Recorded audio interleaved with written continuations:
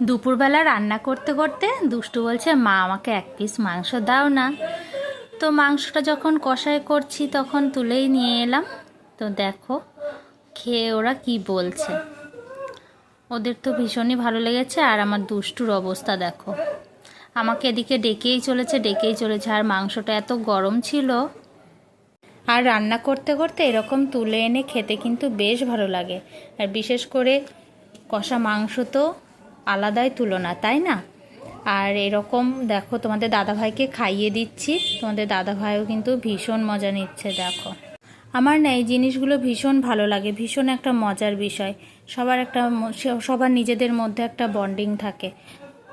আর কার কার এরকম পছন্দ হয় অবশ্যই একটু জানিও। কিন্তু আমার কিন্তু ভীষণ ভালো লাগে। এই যে রান্না করতে করতে এসে ছেলেকে আর তোমাদের দাদাভাইকে খাইয়ে দিচ্ছি, আমিও খাচ্ছি। এদিকে রান্নার টেস্টটাও বোঝা হয়ে যাচ্ছে কেমন কি হয়েছে।